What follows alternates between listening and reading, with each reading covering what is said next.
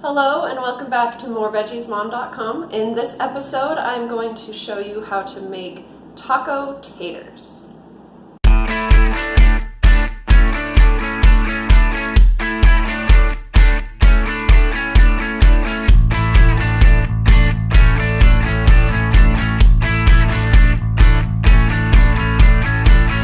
So as always, the first thing you want to do is set your oven. It's going to be 400 degrees Fahrenheit.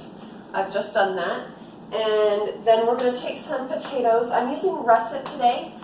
I actually like to use Yukon Gold the most because they have like a buttery flavor. I just really like them. But they don't fluff up like russet potatoes do.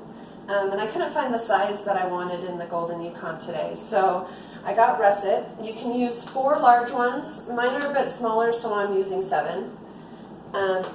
Take these. Scrub them off either with a clean sponge, a kitchen scrubber. You could use your hands even. You're just trying to get the layer of dirt off, any dirt that's on there, you want to get that off. So just rinse it, scrub it, and then you can let them air dry or you can dry them with a paper towel. After that's done, you're going to take a fork and you're going to stab around it a few times. This will help as it is cooking. Because it builds up pressure and you want to release that pressure so that the potatoes don't explode. Now you're going to take some tin foil and you're going to cut squares of how many potatoes you have. So I have 7, right? I have all those torn, so you're just going to take your potatoes. I'll move this for you. Just take a potato, put it on your tin foil, put a little bit of oil, and then rub it around there.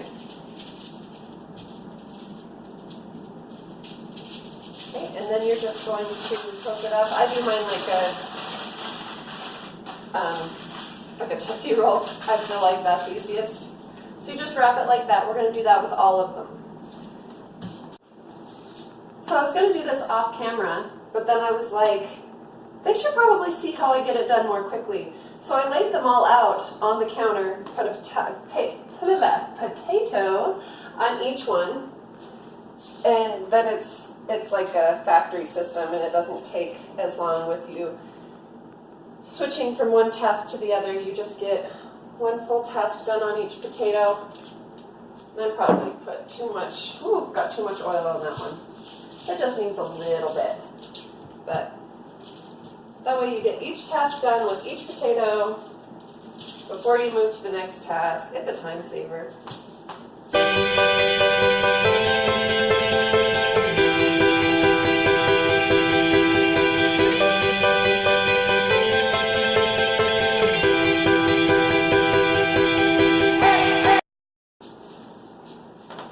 And then they just go into our preheated oven. While those are baking, we're going to go ahead and get started on chopping and rinsing and thawing and making some enchilada sauce. So after I put those tomatoes in, I went ahead and started chopping. I've got a can of olives here, 2 Roma tomatoes that I've chopped, sliced green onions, and a can of black beans that I've rinsed and drained. Also, I made some guacamole. So I've got a recipe on moreveggiesmom.com for the guacamole and how-to videos on the tomatoes and green onions. So if you need to, go check those out. We're going to go ahead and get started on our enchilada sauce. I have a regular size saucepan here. I've put in 2 tablespoons of oil and I have preheated it to medium heat and it's just about there. It's starting to shimmer.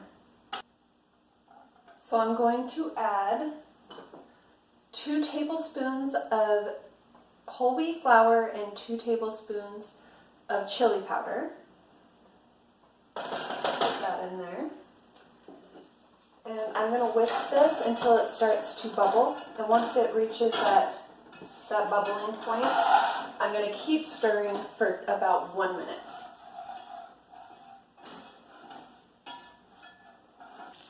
So as you can see, this is pretty thick, not a lot of liquid, twice as much solids as liquids, but it is starting to bubble here. So I'm going to go with this for about a minute, and then I will add some water. So here I have 2 cups of water, and I'm going to start whisking as vigorously. Yes, let's use that word, vigorously. And pour this in as we go. Don't get burned by the steam. Just slowly, a little bit at a time, and get it incorporated. And then I can start to get a nice stream here. Slow and steady, continuously whisking. Okay. All right, now I'll go ahead and pour the rest of that in. Now that it's got a bit of a start there. And then I have a 6-ounce can of tomato paste. I only need 3 ounces, so I love that I don't have to measure. I'm just going to take out half of that can, stick it in there, and whisk that in. Then I have a ½ teaspoon each of salt, cumin, and garlic powder.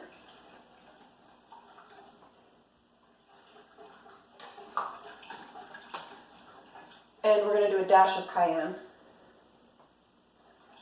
You can do as much cayenne as you'd like. My kids just don't like it spicy, so I just do a dash. You can do up to 1/4 of a teaspoon if you'd like. Or more. I don't know how much heat you like. Maybe you'd like to burn your mouth off. If that works for you, do it.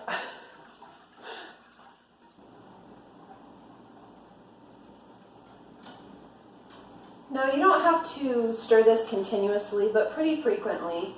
And once it comes up to a simmer, make sure you lower your heat so that it's not like a huge boil. It'll pop at you and burn you. Not that I would know anything about that. But it'll start to thicken as it simmers here. So just let that go for a little bit, and then you can remove it from the heat and it's ready to use. It's good to me. Take that off and turn off my heat. So it's been an hour and my potatoes are done. There's a couple of ways you can check. You can just give it a squeeze, and if you can feel it nice and soft, and oh, russets are so fluffy. I'm going to open this up. It's just going to be like a cloud. Or you can just go ahead and open it all the way up, poke it with a fork, make sure it goes all the way through. You just want them to be soft. Okay, so I pulled out some cheese, and I'm going to take my beans, I'm going to stick them in the microwave for a minute just so that they're warm like my potatoes and my sauce. If you'd like, you can just take all of this stuff over to the table and let your kids assemble it the way they want, or you can assemble it the way they tell you so that they're not getting anything on it that they refuse to eat. But you just remove it from the foil, cut it in half, and mash mine up a little bit. Oh, that fell apart a little bit. That must have been the one I was squeezing a whole bunch of times. Don't do that. Once is good enough to test it. Sauce and a spoon.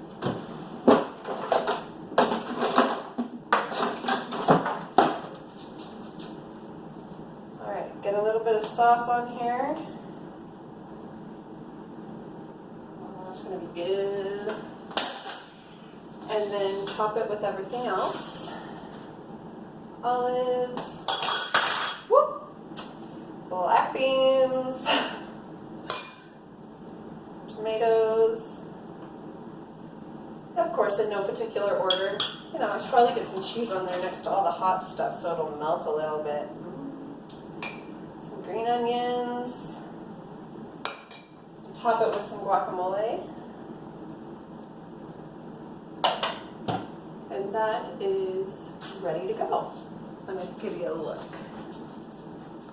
Ta-da!